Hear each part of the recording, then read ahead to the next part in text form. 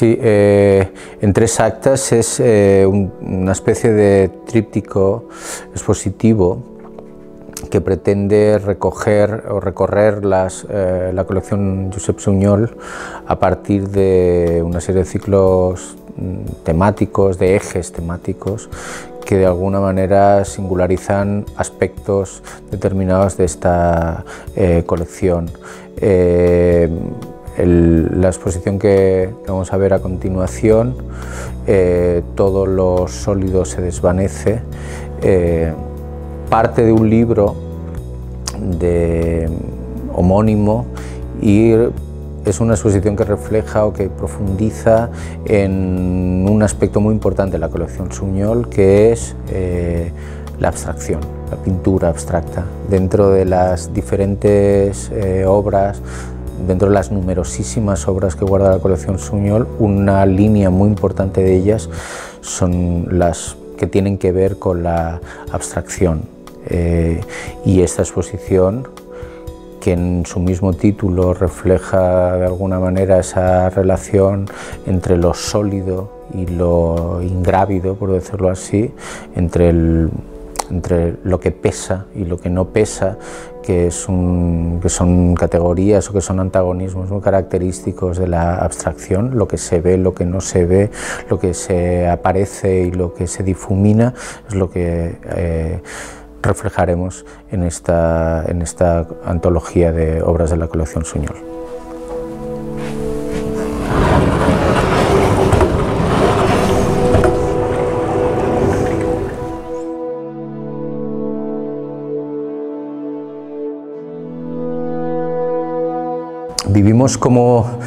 Vivimos un momento de gran proliferación de imágenes muy realistas. No solo es que vivimos en una época donde las imágenes parecen haber colonizado la experiencia, o proliferan y se producen, se distribuyen de una manera como nunca antes habíamos asistido en la historia de la producción visual, sino que también, de alguna manera, esas imágenes son demasiado reales, demasiado realistas, ¿no?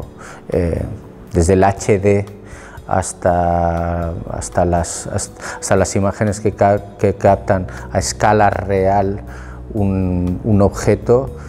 Es eso, la proliferación de imágenes tiene un cierto eco en la sobrecalidad y sobreverosimilitud de las imágenes. En ese contexto, los artistas que trabajan con la abstracción parece que se sitúan en un lugar ciertamente anacrónico, por decirlo así, ¿no? En medio de una hipertécnica de representación realista, optar por la abstracción es optar por un camino de alguna manera entre anacrónico y heroico, ¿eh? Además, hay algo en la abstracción que supone una especie de venganza sintética del barroco que podría ser con el que podríamos identificar la realidad. La colección Sunyol tiene una línea autónoma dentro de la propia colección, yo diría una especie de microcolección dentro de la colección, que tiene que ver con la pintura abstracta de los años 70 hasta la actualidad. A mí me parece que en Cataluña tenemos un conjunto de pintores abstractos desde los años 70 hasta el presente, pero sobre todo los años 70 y 80, de altísimo nivel, ¿vale? Tenemos, por así llamarlo, un tono medio de un gran nivel. Seguramente si estuviéramos en otro país hablaríamos de artistas que estarían representados en todas las grandes colecciones públicas nacionales, y en ese sentido creo que es donde haya su importancia los nombres que aparecen en la colección Sunyol. Son artistas, todos ellos, primero, con una gran técnica, un gran oficio, un gran conocimiento de las gramáticas de la abstracción, y al mismo tiempo son todos ellos artistas cuyas obras nos permiten de alguna forma aprender las gramáticas, los lenguajes, las nomenclaturas, las formas de hacer de la abstracción. No pienso que se ha de tener miedo de decir que se trata de una pintura en cierto sentido pedagógica o donde tiene incorporada una cierta pedagogía en sí misma, pedagogía de cómo se utiliza un color, cómo se utiliza un fondo, una superficie. En esta pintura, por ejemplo, que tenemos aquí, de Joan Hernández Pijuan, quizás uno de los grandes pintores abstractos no solo en Cataluña, en España, en Europa, pintor absolutamente técnico, un pintor donde uno entiende el valor que tiene el ritmo, el movimiento en la pintura, ¿no? La pintura no es solo el depositar, esto es obvio, pero no es solo depositar color sobre una superficie, también tiene que ver con cómo se deposita, a qué ritmo, con qué gesto, digamos, ¿no? Una pintura hecha con pequeños toques casi aéreos, ¿no? A un ejercicio como coreográfico. Para mí esa pintura tiene que ver mucho con el gesto. Entonces, fijaos, es una pintura como muy plástica, pero al mismo tiempo que tiene que ver con una gestualidad. Entonces, todos tenemos en la memoria aquellas fotografías tan bonitas de Jackson Pollock tirando pintura encima de una tela sobre el suelo, escuchando bebop, escuchando a Charlie Parker, ¿no? Esa imagen del artista abstracto como alguien que trabaja con el cuerpo a otro nivel, mucho más sincopado, mucho más tranquilo, también creo que puede ser visible en esta pieza de Hernández Pijuan, donde los toques aéreos, esa sucesión, casi una especie de mantra visual, mantra pictórico, mantra de la mano, ¿no? La mano repitiendo un gesto persistentemente. Insisto en que Joan Hernández Pijuan se avendría a esa idea del pintor científico, de oficio, de investigación, y que cuando miramos un cuadro estamos viendo no solo un cuadro fantástico, sino que estamos viendo también un oficio pictórico, un conocimiento del oficio, un conocimiento de los ingredientes que implica hacer la pintura abstracta.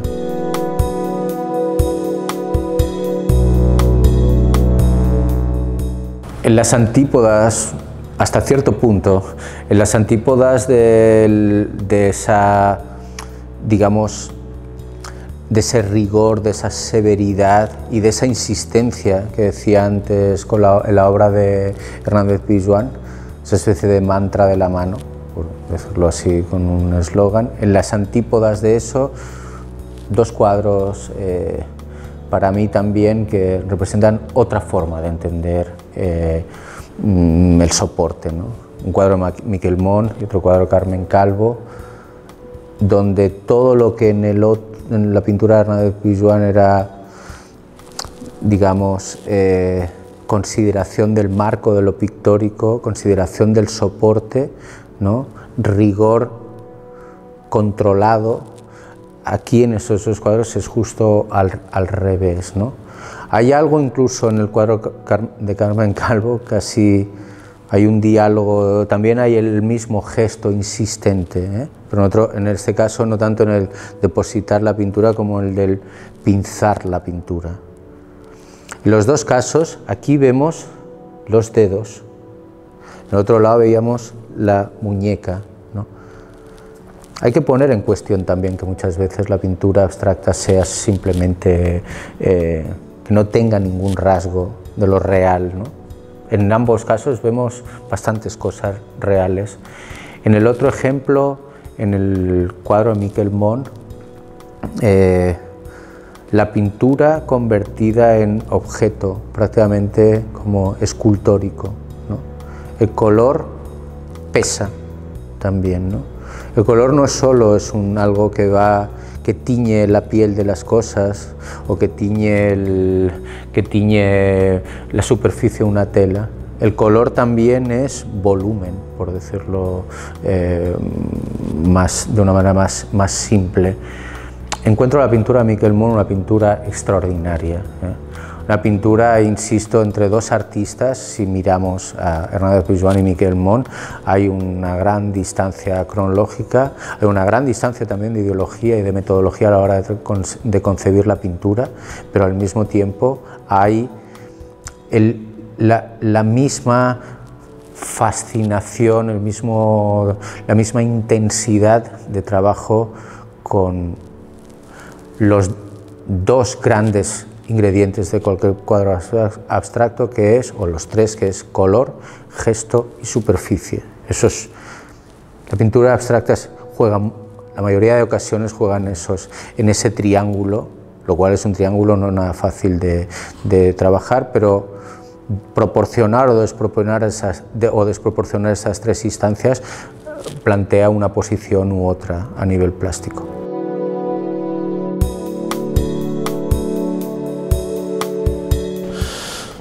Otra obra interesante en esta exposición, o significativa, de diferentes caminos emprendidos por la pintura abstracta desde los 70 hasta la actualidad, es esta lona de Robert Llemós, una lona del año 73. Y es una pintura que enlaza con una modalidad, con una escuela. Se desarrolló en Francia en estos momentos, quizás un poco antes. Se llama un grupo, se llama los Support Surface, superficie,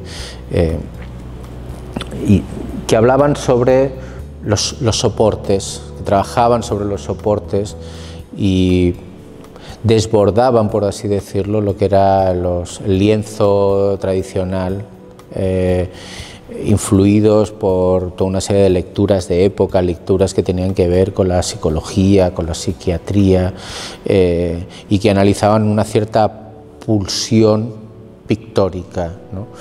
Llemós, al cual considero también, igual que Hernández Pizjuán, igual que Miquel Mont, igual que Rafus Casamada, que cabe considerar como un gran pintor, un pintor excepcional.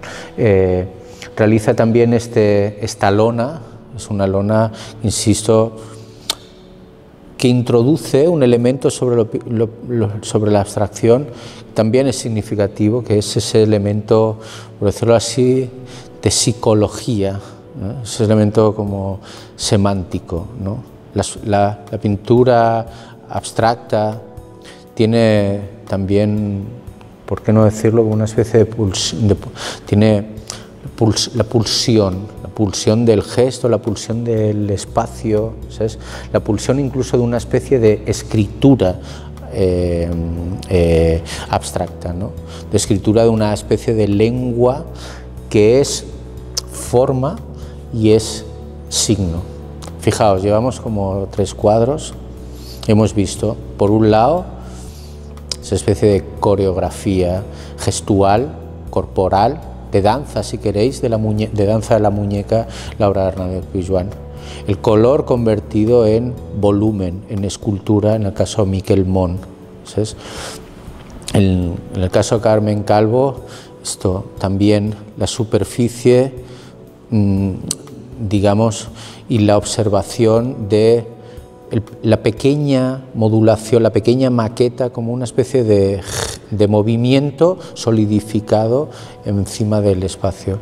Y esa última obra de Robert Llemós, donde casi podríamos pensar que hay una escritura sobre una escritura sobre una escritura, o una gran firma, ¿no? O un gran lenguaje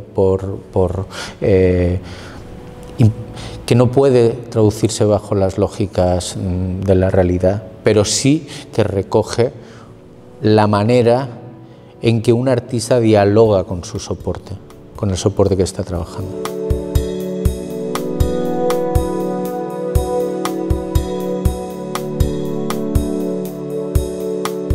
Estas 3 obras, estos 3 autores, Jordi Colomer, Fina Miralles, Federico Guzmán, De alguna manera manifiestan o demuestran que, lejos de ser un lenguaje de época, la abstracción es una metodología de trabajo, es una forma de entender el arte, una forma de entender la práctica artística que se extiende bajo formatos diferentes.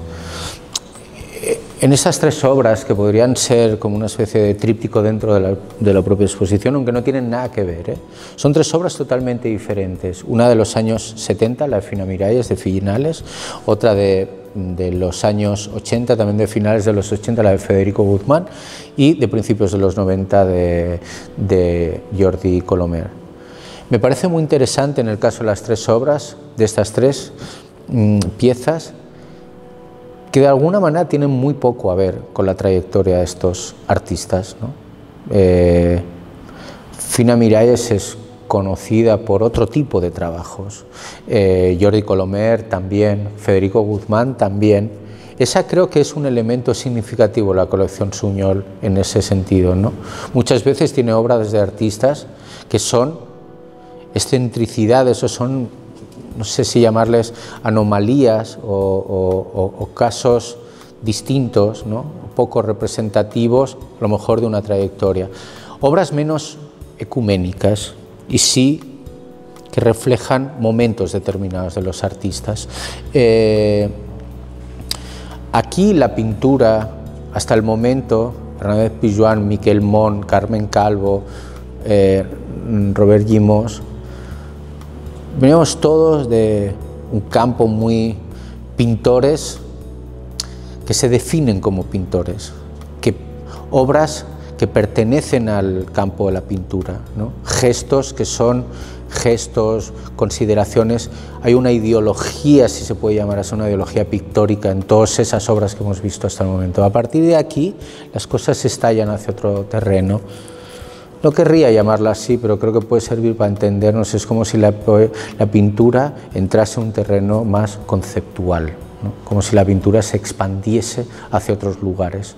También pintan, digamos, el saber cultural, también pinta unas ciertas complejidades o complicidades que la cultura del espectador añade cuando se mira y que no tienen exactamente que ver con la plasticidad.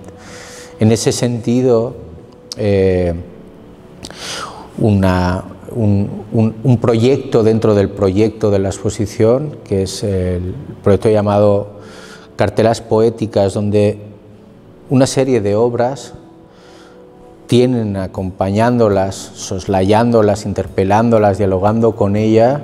6 obras en concreto tienen sendos poemas que de alguna manera constituyen no tanto, por así decirlo, una voz en off que te hable del propio poema, sino que constituyen una interpelación, ¿no? Un camino de una mirada hacia quizás aspectos que el lenguaje curatorial o el lenguaje codificado de la historia del arte a veces no permite, ¿no?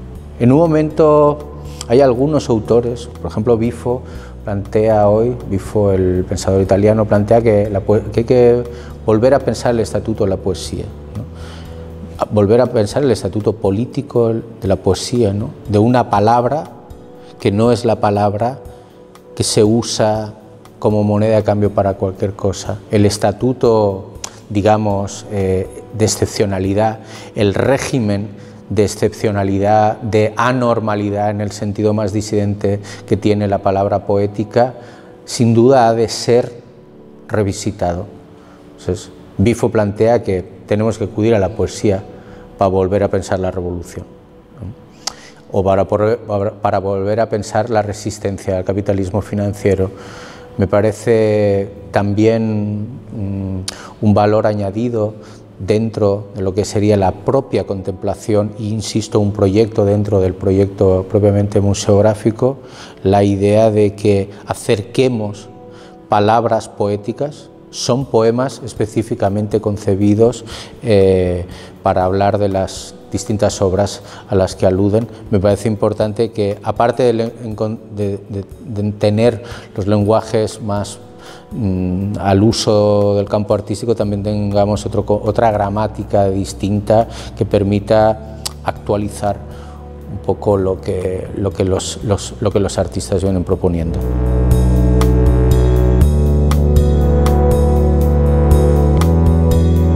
En estas dos obras, de Sean Scully y de Eva Lotz, vamos a recuperar de alguna manera otro de los elementos fundamentales en la pintura abstracta. Ya digo que la exposición podría entenderse como una especie de índice pedagógico sobre cuáles son los elementos que utilizan los pintores, sobre todo los pintores, también hay escultores, pero sobre todo la pintura a la hora de desarrollarse. Es casi una especie de nomenclatura o de nomenclator.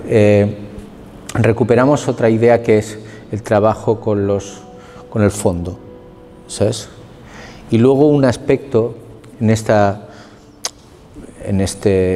tela maravillosa de Eva Lotz que tiene que ver con el tiempo, ¿eh?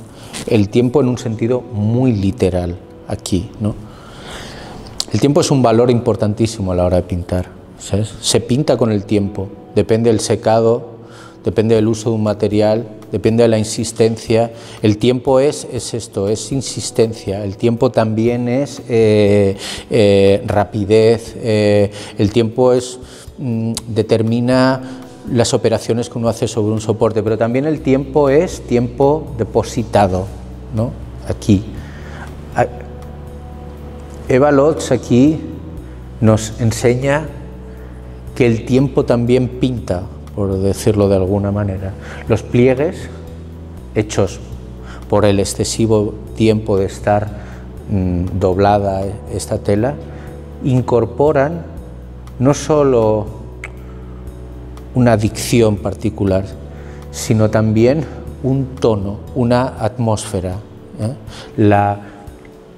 Inevitable mirar esta tela y no pensar en la Semana Santa, ¿eh? O no pensar en la noción de reliquia, ¿eh? Y de reliquia y al mismo tiempo de impronta y al mismo tiempo de visión y no visión. Fijaos, esas tres ideas son tres ideas que son fundamentales también para la pintura abstracta, ¿no?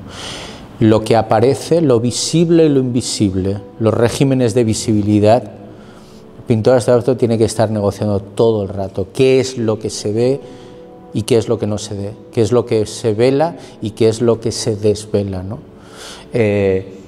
La noción de reliquia también es fundamental. Es lo que convierte en muchos casos, en este por ejemplo, una superficie en algo que se podría parecer a un objeto. Fijaos, empezamos con una pintura al principio de Miquel Mont donde el color devenía escultura, ¿no? Y aquí podríamos decir que la imagen se convierte en escultórica, se cosifica, ¿eh? Sean Scully, el otro artista que también quería comentar, Sean Scully es un maestro de algo que es fundamental en la abstracción, que es hasta dónde decimos algo y hasta dónde nos inhibimos, ¿eh? Los pintores abstractos muchas veces trabajan con el no decir, trabajan con el administrar, con el gestionar la intervención o no la intervención. Un cuadro a veces, Joan Hernández Pizjuán, a quien considero por distintos motivos personales y profesionales como mi maestro o uno de mis maestros, decía que un cuadro a veces lo acaba no hacer nada, que a veces lo acaba inhibirse, que a veces lo acaba mirarlo, ¿no? Un cuadro, los pintores a veces acaban los cuadros mirándolo, es decir, no haciendo nada sobre ellos. Sean Scully es quizás uno de los artistas abstractos, de los pintores abstractos, que mejor han sabido dosificar en qué consiste inhibirse y lo difícil que es inhibirse, porque inhibirse quiere decir que cuando abandonas la inhibición, es decir, cuando te expresas, tienes que ser muy contundente lo que tú tengas que decir, muy intempestivo y al mismo tiempo muy sutil, ¿no? Muy violento, muy radical y al mismo tiempo muy poético, para abandonar esa inhibición. Todos los cuadros de Sean Scully se instalan en ese lugar, ¿no?